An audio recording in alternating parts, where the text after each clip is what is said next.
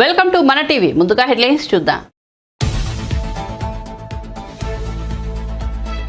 మళ్లీ కరోనా కలకలం. సమీక్ష నిర్వహించిన ఏపీ సీఎం జగన్. గత 24 గంటల్లో దేశంలో 328 కొత్త కేసులు, ఏపీలోనూ 3 పాజిటివ్ కేసులు.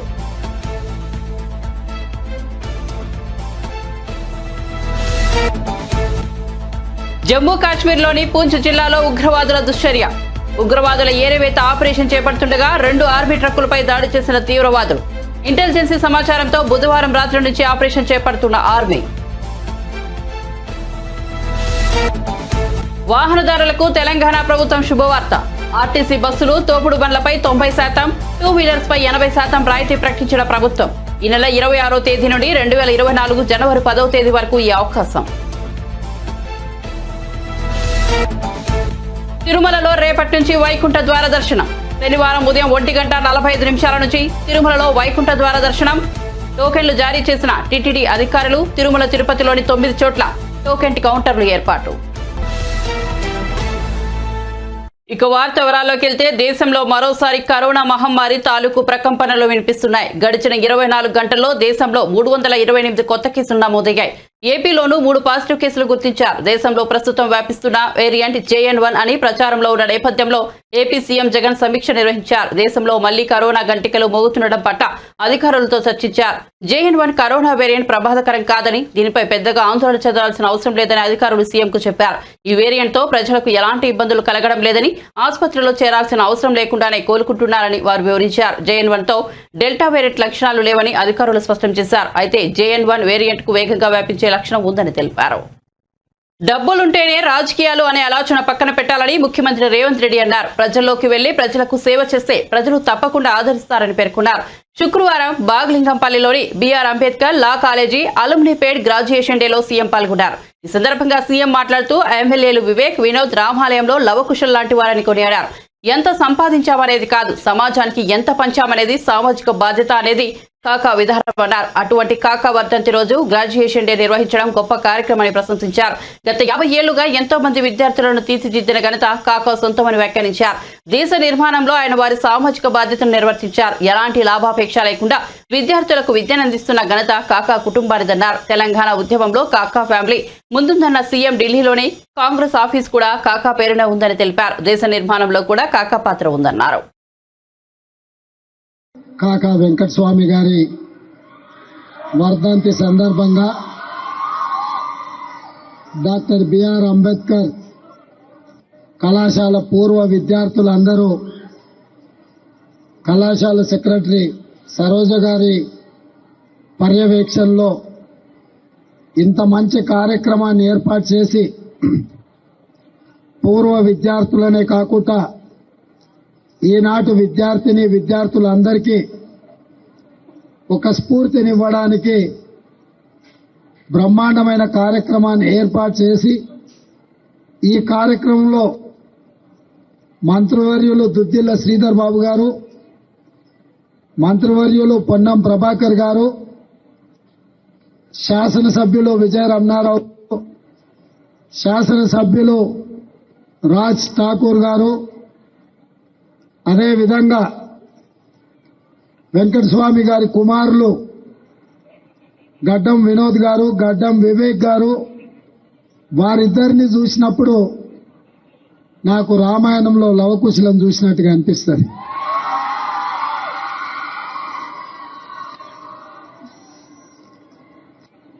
వారితో పాటు వేదిక మీద మా జిల్లాలో అత్యంత క్రియాశీలక పాత్ర పోషించి రాజకీయాలలో తన యొక్క ముద్రను ఏర్పాటు చేసిన డాక్టర్ శంకర్రావు గారు, అదేవిధంగా విష్ణునాథ్ కేరళ ఎమ్మెల్యే గారు, అదేవిధంగా KR నాగరాజ్ ఎమ్మెల్యే గారు, చాలా మంది మిత్రులు వేదికను అలంకరించారు.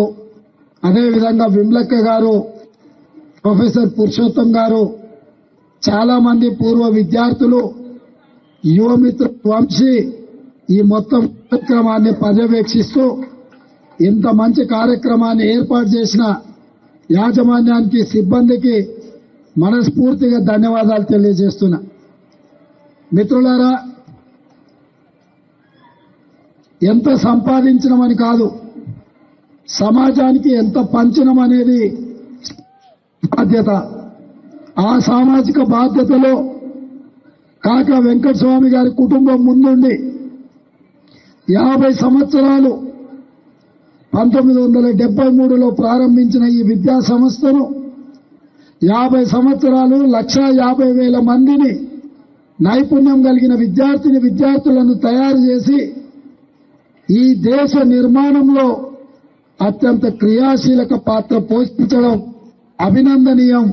వారి కఠోరమైన పట్టుదల దీక్ష ఈరోజు ఈ నుంచి వాళ్ళ విద్యా సంస్థల నుంచి లాయర్లను, డాక్టర్లను, ఇంజనీర్లను, ప్రొఫెసర్లను, ఐఏఎస్లను, ఐపీఎస్లను తయారు చేసి ఈ దేశ నిర్మాణంలో వారి బాధ్యతను, సామాజిక బాధ్యతను నెరవేర్చిండ్రు. మీరందరూ యాజమాన్యానికి పెద్ద ఎత్తున చప్పట్లతో వారిని అభినందించాల్సిందిగా కోరుకుంటున్నా. ఈనాడు కార్పొరేట్ పరిశ్రమలు నడిపే వాళ్ళు ఈ సంవత్సరం 1000 కోట్లు లాభాలు ఆర్జించడం, వచ్చే సంవత్సరం 2000 కోట్లు సంపాదించడం ఎలా అని టార్గెట్ పెట్టుకుంటున్నారు. కానీ కాకా వెంకటస్వామి గారి కుటుంబం దాదాపుగా ప్రతి సంవత్సరం 3000 మంది విద్యార్థులను తయారు చేసి ఈరోజు వాళ్లకు విద్యను అందించి వాళ్ళకు అన్ని రకాలుగా అండగా నిలబడి వాళ్ళని అందరినీ కూడా ఒక ధైర్యంతో కష్టపడితే మంచిగా చదువుకుంటే ఉజ్వల భవిష్యత్తు ఉంటుంది అని చెప్పి వాహనదారులకు తెలంగాణ ప్రభుత్వం శుభవార్త చెప్పేది. పెండింగ్ చలాన్లపై భారీగా డిస్కౌంట్లను ప్రకటించింది. 2 కోట్లకు పైగా పెండింగ్ లో చలాన్లు ఉండటంతో రాష్ట్ర ప్రభుత్వం రాయితీ కల్పించాలని నిర్ణయం తీసుకుంది. ఆర్టీసీ బస్సులు, తోపుడు బండ్లపై 90% రాయితీ, 2 వీలర్లపై 80%, ఆటోలు, 4 వీలర్లపై 60%, భారీ వాహనాలపై 50% రాయితీ లేదా తగ్గింపును ప్రకటించినట్లు ప్రభుత్వం ప్రకటించింది. ఈ నెల 26వ తేదీ నుండి 2024 జనవరి 10వ తేదీ వరకు వాహనదారులు ఈ అవకాశాన్ని సద్వినియోగం చేసుకోవాలని సూచించింది. 2022 మార్చి 31 నాటికి రాష్ట్రంలో 2.4 కోట్ల చలాన్లు పెండింగ్లో ఉన్నాయి. వాటిని తగ్గించుకోవడానికి గత ఏడాది ప్రత్యేక రాయితీ ప్రకటించారు. దీనికి అనూహ్య స్పందన వచ్చింది. 45 రోజుల వ్యవధిలో 300 కోట్ల వరకు వసూలయ్యాయి. దాదాపు 65% చలాన్లు చెల్లించారు. అయితే ఆ తర్వాత మళ్లీ పెండింగ్ చలాన్లు పెరిగిపోతున్నాయి. గత నెలాఖరున చలాన్ల సంఖ్య మళ్లీ 2 కోట్లను దాటింది. దీంతో ప్రభుత్వం మరోసారి రాయితీని ప్రకటించింది. తిరుమలలో సర్వదర్శనంపై గందరగోళం నెలకొంది. 31 కంపార్ట్మెంట్లు నిండిపోవడంతో సర్వదర్శనానికి వచ్చిన భక్తులను క్యూ లైన్లోకి అనుమతించలేదు. దీనిపై ఆగ్రహం వ్యక్తం చేస్తూ ఏటీసీ కూడలిలో భక్తులు బైఠాయించారు. రేపటి వైకుంఠ ఏకాదశికి టికెట్లు దొరకలేదని, కనీసం ఇవాళ సర్వదర్శనానికి వెళ్దామనుకుంటే అనుమతించకపోవడం ఏంటని భక్తులు ప్రశ్నిస్తున్నారు. దూర ప్రాంతాల నుంచి వచ్చిన తమకు దైవ దర్శనం కల్పించకపోవడం ఏంటని నిలదీస్తున్నారు.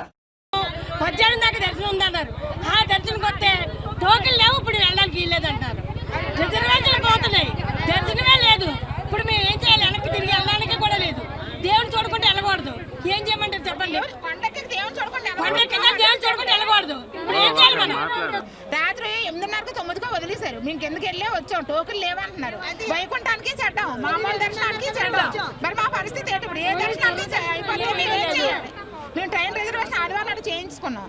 మరి మాకు ఇప్పుడు ఏ దర్శనం లేకపోతే ఎంత మాత్రం మాకు ఏదో చెయ్యాలి కదా. 2:30కి ఇస్తానన్నారు దర్శనం టికెట్లు. అలాంటిది నిన్న 8:30కి రాత్రి 8:30కి ఇచ్చేసారు. ఇప్పుడు ఫ్రీ దర్శనం లేదు. కింద సంవత్సరం ఇవ్వాలని వెళ్ళాం ముందు రోజున. ఇప్పుడు ఆ దర్శనం కూడా లేదు. ఇప్పుడు మా ట్రైన్ టికెట్లు ఏం చేసుకోవాలి? ప్రతి కౌంటర్ దగ్గర ఇదే మాట, వెళ్ళాలని టికెట్లు తెచ్చుకొని పంపిస్తాం అంటున్నారు. ఎవరు పంపిస్తారు అసలు? దేనికొచ్చి వాడుకోవడానికి కదా. అంతే ద్వారాలు డబ్బులు కట్టుకుని దేనికొచ్చే దేవుడి దర్శనానికి కదా. దర్శనాలకి రావద్దు ఎవరు. డబ్బులకి అమ్ముకుంటున్నాం, 1000కి 2000కి అమ్ముకుంటాం. అప్పుడే చెప్పాలి. రాడమానేస్తాం కదా. 2000కి 3000కి అమ్ముకుంటానండి. అప్పుడు దేనికి? ఎప్పుడు లేదు. ఈ సంవత్సరం ఇలాగా, కిందటి సంవత్సరం అలాగే చేస్తారు, ఈ సంవత్సరం అలాగే. అప్పుడు రావద్దని చెప్పి ఈ గత 4 సంవత్సరాల నుంచి ఇలాంటి దుర్మార్గం. ఎంత ఖర్చు పెట్టాలి? ఎక్కడెక్కడి నుంచి భక్తులు వచ్చాం. టికెట్ల లైన్లో ఉండమంటారు, విష్ణు మాసం అంటారు. అక్కడికి వెళ్తే 27వ తేదీ ఇస్తారంట. ఈరోజు డేట్ ఎంతండి? 22. 27 వరకు మేము ఏం చేయాలి? అదేదో ముందే చెప్పాలి కదా. తిరుపతిని ఎంత భ్రష్టు పట్టిస్తున్నారా భక్తులు? మా భక్తులతో ఆడుకుంటున్నారా? ట్రైన్ టికెట్లు వేస్ట్, రిజర్వేషన్ మా భక్తులతో ఆడుకుంటున్నారా? తిరుపతిని ఏం చేద్దామని మీరు చూస్తున్నారు? ఎంత రాజకీయమా? ఇవాళ దర్శనానికే వచ్చాం మేము. ఇవాళ లేదంటున్నారు సర్వదర్శనం. మాకు జనం అంతా వచ్చి ఇక్కడ ఉన్నాం మేము. ఎప్పుడెప్పటి నుంచో వచ్చి టిఫిన్లు లేవు, టీలు లేవు, మంచినీళ్ళు లేవు, ఏమి లేవు. మరి మాది పరిస్థితి. మరి ఇలా చేయడం ఎంతవరకు కరెక్ట్ టీటీడీ వాళ్ళదని అడుగుతున్నాం మేము. పార్లమెంటుపై దాడి అంటే దేశ ప్రజాస్వామ్యంపై దాడి జరిగినట్లేనని తెలంగాణ ఉప ముఖ్యమంత్రి బట్టి విక్రమార్క ఆరోపించారు. పార్లమెంట్లో ఎంపీల సస్పెన్షన్ కు నిరసనగా హైదరాబాద్ లోని ఇందిరా పార్క్ వద్ద ధర్నా నిర్వహించారు. ఈ సందర్భంగా బట్టి విక్రమార్క మాట్లాడుతూ పార్లమెంటుకు భద్రత కల్పించలేని బీజేపీ ప్రభుత్వం దేశాన్ని ఏ విధంగా రక్షిస్తుందని విమర్శించారు. భారత పార్లమెంట్ పైన దాడి అంటే ఈ దేశ ప్రజాస్వామ్యం పైన దాడిగా భావించాలి. భారత పార్లమెంట్ పైన దాడి అంటే ఈ దేశ భారత రాజ్యాంగం పైన దాడిగానే భావించాలి. అందుకే ఈ రోజు బాధ్యత కలిగిన పార్లమెంట్ సభ్యులందరూ ఈరోజు పార్లమెంట్ లో 13వ తారీఖు నాడు జరిగినటువంటి దాడి పైన చాలా స్పష్టంగా సభలో చర్చ జరగాలి, దానికి సంబంధించిన సమాచారం సభకి ఇవ్వాలి అని అడిగిన పాపానికి ఈరోజు దాదాపు 146 మంది పార్లమెంట్ సభ్యుల్ని భారత పార్లమెంట్ నుంచి సస్పెండ్ చేశారు అని అంటే అసలు ఇంతకంటే సిగ్గు చేయటైనటువంటి అంశం ఈ భారతదేశంలో ఎప్పుడు జరగలేదనే చెప్పక తప్పనిసరి పరిస్థితిలో చెప్తా ఉన్నాను. ఇది చాలా దుర్మార్గం. ప్రశ్నిస్తే అరెస్టులు, ప్రశ్నిస్తే భారత పార్లమెంట్ నుంచి బహిష్కరణ. అంతిమంగా భారత ప్రజాస్వామ్యంలో ఈరోజు స్వేచ్ఛగా మాట్లాడేటువంటి హక్కు లేదు, స్వేచ్ఛగా భావ వ్యక్తీకరణ చేసే పరిస్థితి లేదు. ఈనాడు భారతదేశంలో ప్రజాస్వామ్యం ఉన్నదా లేక నియంతృత్వ పాలన జరుగుతుందా అంటే చర్చల సందర్భంలో అనేక సార్లు మనం నియంతృత్వ పోకడల వైపు ఈ దేశ పాలన కొనసాగుతోందని చెప్పినటువంటి సందర్భాలకి ఇంతకంటే ఉదాహరణ ఇంకేది ఉండదని కూడా ఈ సందర్భంగా స్పష్టం చేస్తా ఉన్నాను. దేశంలో ఉన్నటువంటి యావత్ ప్రజాస్వామ్యవాదులరా ఒక్కసారి ఆలోచన చేయండి. తెచ్చుకున్న ప్రజాస్వామ్యం ఒక్క రోజుతో రాలేదు మనకి. తెచ్చుకున్న ప్రజాస్వామ్యం ఆషామాషిగా రాలేదు మనకి. తెచ్చుకున్న ప్రజాస్వామ్యం అనేక మంది జీవితాలు పణంగా పెడితే, లేకపోతే అండమాన్ లాంటి జైల్లో, సెల్యులర్ జైల్లో వారి జీవితాలన్నీ మగ్గిపోతే మనకు ప్రజాస్వామ్యం వచ్చింది. అటువంటి ప్రజాస్వామ్యాన్ని కాపాడుకోవాల్సిన బాధ్యత అందరిపైన ఉంది. ఈరోజు భారత పార్లమెంట్ లో జరిగినటువంటి దాడి సందర్భంగా అతను ఒక పొగ బాంబు వేశాడని మనం చూసాం చాలా స్పష్టంగా. మరి అదే అగంతకుడు ఇంకేదైనా దుర్మార్గ కార్యక్రమాన్ని పాల్పడి ఉంటే ప్రపంచ దేశాల్లో భారత ప్రజాస్వామ్యం యొక్క విలువ ఎంత దిగజారిపోయేదో ప్రపంచ దేశాలు భారతదేశ ప్రజల పట్ల ఎంత చులకనగా చూసేవాళ్ళో ఈ సంఘటన బట్టి మనకి అర్థమవుతాం. భారత పార్లమెంట్ని రక్షించుకోలేనటువంటి ఈ పాలకులు భారతదేశాన్ని రక్షిస్తారా అని ప్రతి ఒక్కళ్ళు ఈరోజు ఆలోచన చేస్తా ఉన్నారు. ఇంత పెద్ద సువిశాలమైనటువంటి భారతదేశాన్ని కాపాడాల్సినటువంటి భారత పార్లమెంట్ లేకపోతే భారత ప్రభుత్వం ఈరోజు ఈ దేశ రక్షణని పూర్తిగా గాలికి వదిలేసిందని చెప్పడానికి ఎటువంటి సందేహం లేదు. ఎన్నికలు వస్తున్నటువంటి ప్రతి సందర్భంలో బార్డర్లో ఏదో చిన్న అంశాన్ని సృష్టించడం, ఈ దేశ రక్షణ కోసం మేము ప్రాణాలు సైతం పడంగా పెట్టామనేటువంటి యొక్క భావోద్రేకలు అనేటువంటి భ్రమలు కల్పించడం, దాని ద్వారా అధికారంలో రావాలనేటువంటి ఆలోచన తప్ప నిజంగా ఈ దేశాన్ని రక్షిద్దామని కానీ భారత పార్లమెంట్ కానీ ప్రజాస్వామ్యాన్ని కానీ కాపాడదామనేటువంటి ఆలోచన కానీ లేకపోతే ప్రపంచ దేశాల్లో అతిపెద్ద ప్రజాస్వామ్య దేశం అనేటువంటి భారతదేశ గౌరవాన్ని నిలబెడదామనేటువంటి ఆలోచన కానీ ఈ పాలకులు లేదని చెప్పడానికి ఇంతకంటే స్పష్టమైనటువంటి సంఘటనలు ఏమీ లేవని. వైఎస్ఆర్సీపీ ప్రభుత్వం రాష్ట్రాన్ని అప్పుల పాలు చేసిందని తెలుగుదేశం అధికార ప్రతినిధి నీలాయపాలెం విజయ్ కుమార్ విమర్శించారు. రాష్ట్ర ప్రభుత్వం మొత్తం రుణాలు 11 లక్షల కోట్లు దాటాయన్నారు. జగన్మోహన్ రెడ్డి అప్పులతో ఈ ఏడాది 28,626 కోట్ల వడ్డీలు కట్టాల్సి వస్తోందని ఆందోళన వ్యక్తం చేశారు. కార్పొరేషన్ల అప్పులకు కట్టే వడ్డీలు కలిపితే ఆ మొత్తం మరింత పెరుగుతుందని తెలిపారు. ఇదే పరిస్థితి కొనసాగితే రాష్ట్ర ప్రభుత్వం ఆదాయమంతా వడ్డీలు కట్టడానికి సరిపోతుందన్నారు. రాష్ట్ర ఆర్థిక పరిస్థితి అధ్వానమని ఆర్బీఐ నివేదిక చెప్పిందని విజయ్ కుమార్ తెలిపారు. అప్పులు తీసుకోవడంలో దేశంలోనే టాప్ 3లో రాష్ట్రం ఉందని 2023-24లో రాష్ట్రాలని చేసిన అప్పులో ఏపీ వాటా 11.6% అని పేర్కొన్నారు. విద్యారంగంలో ఎక్కువ ఖర్చు చేస్తున్నామని అబద్దాలు చెబుతున్నారని, గత ప్రభుత్వం కంటే తక్కువే ఖర్చు చేశారన్నారు. ఆరోగ్యశ్రీ కింద చికిత్స చేసే ఆసుపత్రులకు బిల్లులు ఇవ్వడం లేదని, వైద్య రంగానికి బడ్జెట్లో 5.6% ఖర్చు పెట్టారని చెప్పారు. ఏపీ ప్రభుత్వం విద్య, వైద్య, సంక్షేమం, పెట్టుబడుల రంగాలకు చేసిన ఖర్చు మిగతా రాష్ట్రాలతో పోలిస్తే చాలా తక్కువని ఆర్బీఐ నివేదిక తేల్చిందని నీలాయపాలెం విజయ్ కుమార్ వెల్లడించారు. ఆంధ్ర ఆర్థిక పరిస్థితి అధ్వాన్నం. ఇది తెలుగుదేశం పార్టీ చెప్పట్లేదు, నేను చెప్పట్లేదు, ఆంధ్ర ప్రజలు కూడా చెప్పట్లేదు. చెప్పి విసిగి వేసారిపోయాము. ప్రభుత్వం పట్టించుకోవడం కూడా మానేసింది. కానీ ఈసారి చెప్పింది ఎవరంటే రిజర్వ్ బ్యాంక్ ఆఫ్ ఇండియా తన నివేదికలో అన్ని రాష్ట్రాల యొక్క పరిస్థితుల్ని సమీక్షిస్తూ ఒక్కొక్క ప్రాధాన్య రంగాన్ని తీసుకొని ఎంత ఘోరంగా ఉందో ఆంధ్రప్రదేశ్ యొక్క ఆర్థిక పరిస్థితి అంటూ గత వారం state finances, revenue dynamics and fiscal capacities of Indian state finances, revenue dynamics and fiscal capacities of Indian states అంటూ రిజర్వ్ బ్యాంకు ఒక 307 పేజీల నివేదిక విడుదల చేసింది. గత వారమే, చాలా ఎక్కువ ఏం పోలేదు. సో ఈ యొక్క నివేదికలో రాష్ట్రాల ఆదాయాలు ఏంటి, అప్పులు, పన్నుల సంపాదనలు, కట్టే వడ్డీలు, ఎన్ని సంవత్సరాలకి ఈ వడ్డీలు, ఈ అప్పులు కట్టాలి, రాబోయే సంవత్సరాలకి ఎన్ని బ్యాంక్ గ్యారెంటీలు ఇచ్చారు, విద్య, కుటుంబ సంక్షేమం, వైద్యం, సంక్షేమ రంగం, ప్రజారోగ్యం, ఇట్లాంటి కీలక రంగాల మీద పెట్టే ఖర్చు ఒక్కొక్క రాష్ట్రం ఎంత పెడుతోంది, ఏ రాష్ట్రం ఎంత పెడుతోంది, ఏ రాష్ట్రం తన యొక్క టోటల్ ఖర్చులో, తన మొత్తం ఖర్చులో ఈ రంగాలకు ఎంత పెడుతోంది, వీటి యొక్క కెపాసిటీ ఎంత, ఇట్లా చాలా డీటెయిల్గా ఇచ్చింది. సో మన ఆంధ్ర రాష్ట్రంలో మేమేమో చేసాము, చాలా పొడి చేసాము, సంక్షేమ రంగం మీద మేము 3 లక్షల కోట్లు పెట్టాము, 2 లక్షల కోట్లు పెట్టాము అంటూ చెప్పే ఈ గవర్నమెంటు విద్యా, వైద్య రంగం, అసలు దాన్ని ఏమంటూ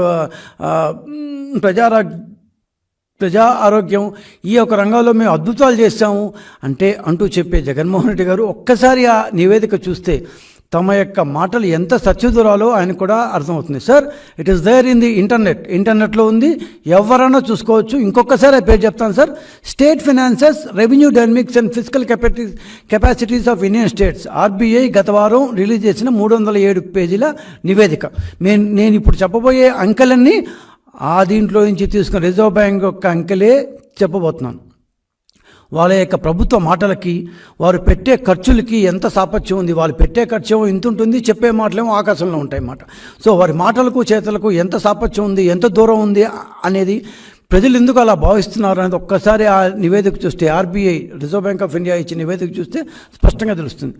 ఇక అప్పుల విషయానికి వస్తే అది లాస్ట్లో మాట్లాడుకుందాం చాలా డీటెయిల్గా. బుగ్గన రాజేంద్ర గారు ఈ మధ్య ఎప్పుడు అప్పు అనగానే పక్క రోజు పొద్దున ప్రెస్ కాన్ఫరెన్స్ పెట్టే దువ్వూరి కృష్ణ గారు, వీళ్ళందరూ ఒక్కసారి ఆ నివేదిక చదవండి సార్. మీరు ఎన్నెన్ని అప్పులు చేశారు, ఎన్నెన్ని అప్పులు దాచిపెట్టారు, ఎంతెంత వడ్డీలు కడుతున్నారు, రోజు కనీసం 80-90 కోట్ల రూపాయలు వడ్డీలకే కడుతున్నారు. ఇవన్నీ చాలా డీటెయిల్గా ఇచ్చారు సార్. ఇంకా మీరు దాచలేరు. మీరు ఆర్బీఐ నుంచి ఎంత అప్పు తీసుకున్నారు అని మీరు ప్రెస్ కాన్ఫరెన్స్లో చెప్పే అబద్ధాల కాలం చెల్లింది. ఆర్బీఐ స్పష్టంగా ఆర్బీఐ నుంచి మాత్రం, ఎందుకంటే కార్పొరేషన్ అప్పులు వాళ్ళకి సంబంధం లేదు కాబట్టి, ఆర్బీఐ నుంచి మీరు ఎఫ్ఆర్బిఎం లిమిట్ను ఎన్నిసార్లు క్రాస్ చేశారు, ఎంతలో క్రాస్ చేశారు, ఇవన్నీ చాలా డీటెయిల్గా ఉంది సార్.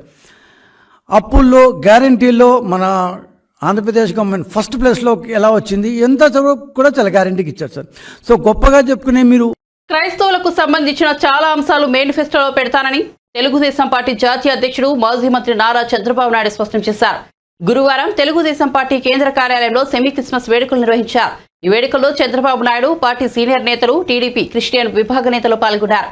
ఈ సందర్భంగా కేక్ కట్ చేసి క్రిస్టియన్ సోదరులకు క్రిస్మస్ శుభాకాంక్షలు తెలిపారు. ప్రస్తుత ప్రభుత్వం క్రైస్తవ సంఘాలను, సంస్థలను ఇబ్బంది పెడుతోందని పలువురు మత పెద్దలు ఆవేదన చేశారు. చంద్రబాబు వారికి ధైర్యం చెప్పారు. మళ్లీ రాష్ట్రానికి మంచి జరిగేలా చంద్రబాబును దేవుడు అనుగ్రహిస్తారని క్రైస్తవ పెద్దలు దీవెనలు అందజేశారు. గుంటూరులో శంకర్ విలాస్ హోటల్లో ఉంది. ఒక అన్యాయం జరిగితే శంకర్ విలాస్ హోటల్ యాజమాని రంగనాయకమ్మ ట్వీట్ పెడితే ఆమెను అరెస్ట్ చేశారు. కోర్టుకు వెళ్లి బెయిల్ తెచ్చుకోవాల్సిన పరిస్థితి ఏర్పడిందని వాపోయారు. గుంటూరు రంగానే శంకర్ విలాస్ మీకు గుర్తుంటుంది, ఉందా? మీకు గుర్తుందా? శంకర్ విలాస్ ఒక సర్కిలే ఉంది, అక్కడ ఒక సర్కిలే ఉంది. శంకర్ విలాస్ సెంటర్ అని ఒకటి ఉంది. అక్కడ శంకర్ విలాస్ హోటల్ ఉండేది. ఎప్పుడో వాళ్ళ పూర్వీకులు పెట్టారు. రంగనాయకమ్మ అని ఆ హోటల్ ఆవిడ రన్ చేస్తుంది. ఆవిడ చేసిన పనేంటి? ఒక సమాజ హితం కోసం ఎప్పుడైతే మీకు విశాఖపట్నంలో ఒక యాక్సిడెంట్ జరిగింది ఎల్జీ పాలిమర్స్లో, ఆ సంఘటన పట్ల ఆవిడ బాధపడింది. సమాజం ఏంటి మారుగా అయిపోతుంది, మంది చనిపోయారని. దానిపైన ఆవిడ చేసిన పెద్ద నేరం ఏంటంటే ఒక ట్వీట్ పెట్టింది ట్విట్టర్లో.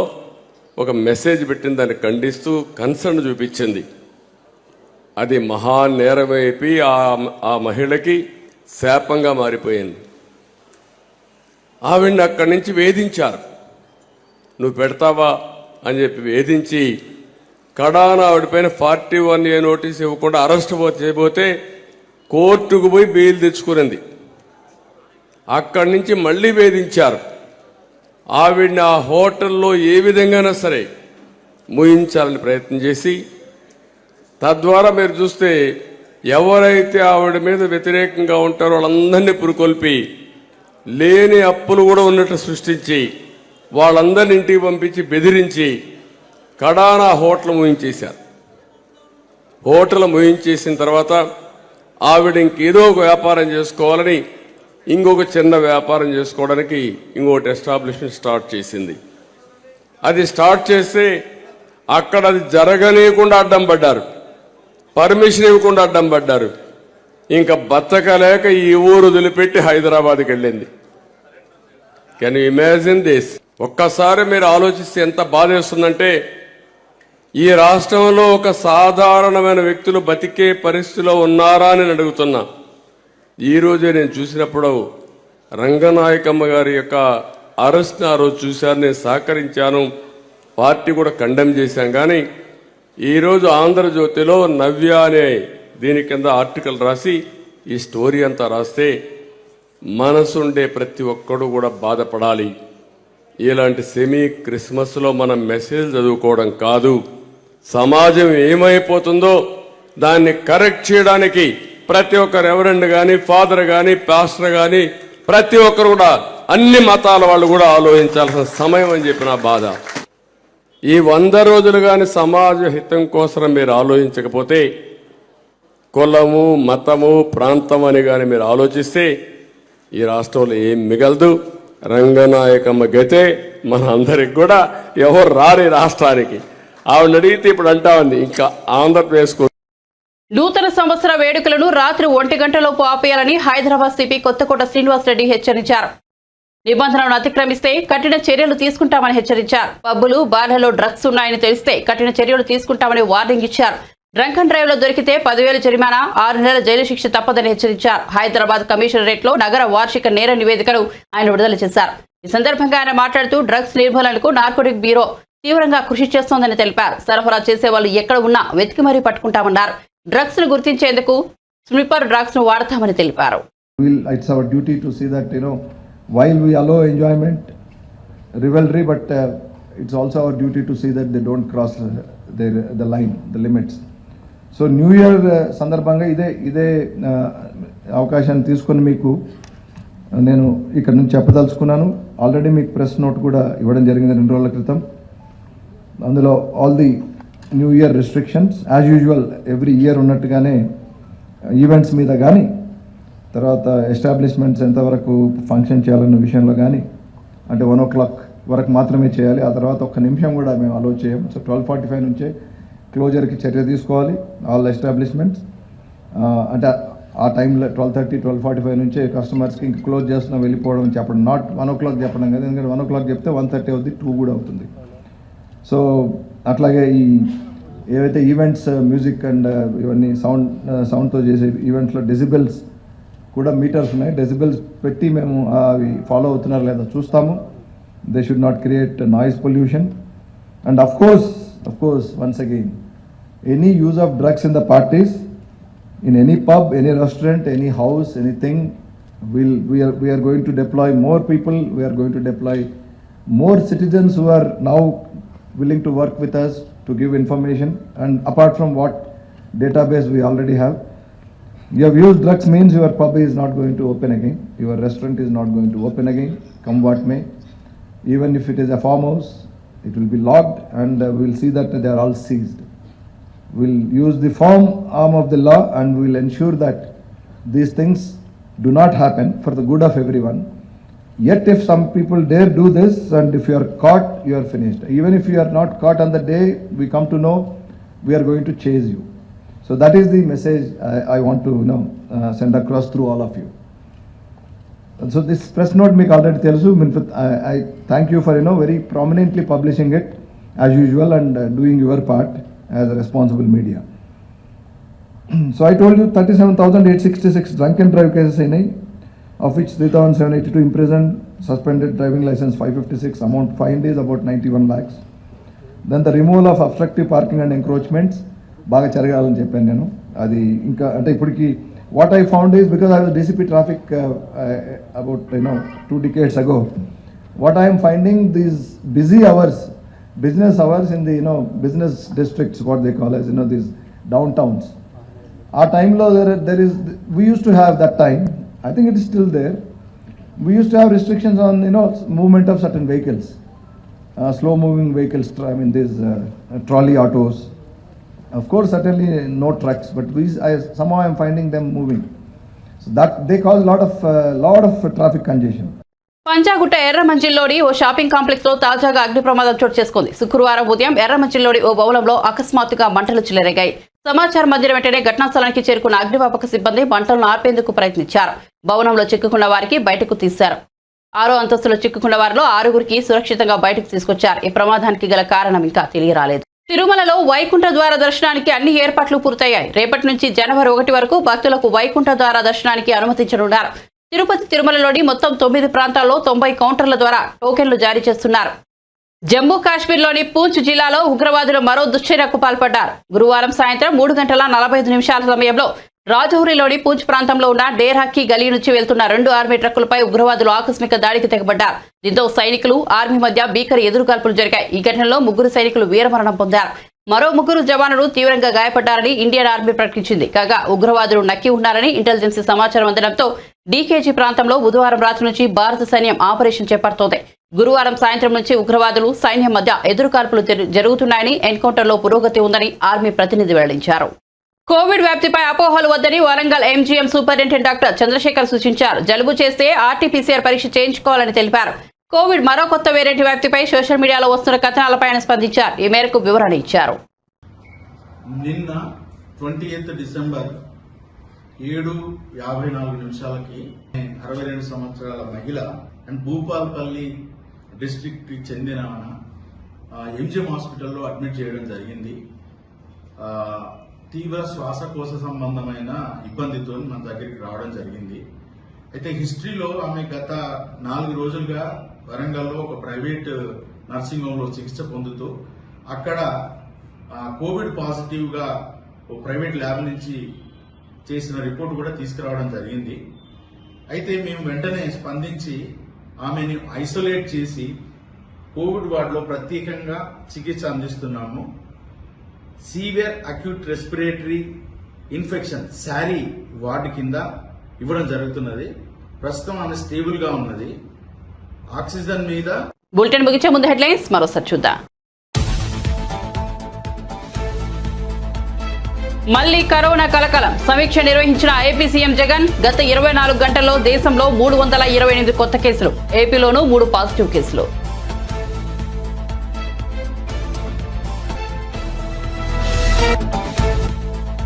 జమ్మూ కాశ్మీర్లోని పూంచ్ జిల్లాలో ఉగ్రవాదుల దుశ్చర్య. ఉగ్రవాదుల ఏరివేత ఆపరేషన్ చేపడుతుండగా 2 ఆర్మీ ట్రక్కులపై దాడి చేసిన తీవ్రవాదులు. ఇంటెలిజెన్స్ సమాచారంతో బుధవారం రాత్రి నుంచి ఆపరేషన్ చేపడుతున్న ఆర్మీ. వాహనదారులకు తెలంగాణ ప్రభుత్వం శుభవార్త. ఆర్టీసీ బస్సులు, తోపుడు బండ్లపై 90%, 2 వీలర్స్ పై 80% రాయితీ ప్రకటించిన ప్రభుత్వం. ఈ నెల 26వ తేదీ నుండి 2024 జనవరి 10వ తేదీ వరకు ఈ అవకాశం. తిరుమలలో రేపటి నుంచి వైకుంఠ ద్వార దర్శనం. శనివారం ఉదయం 1:45 నుంచి తిరుమలలో వైకుంఠ ద్వార దర్శనం. టోకెన్లు జారీ చేసిన టీటీడీ అధికారులు. తిరుమల తిరుపతిలోని 9 చోట్ల టోకెన్ కౌంటర్లు ఏర్పాటు. మరిన్ని అప్డేట్స్ కోసం చూస్తూనే ఉండండి మన టీవీ.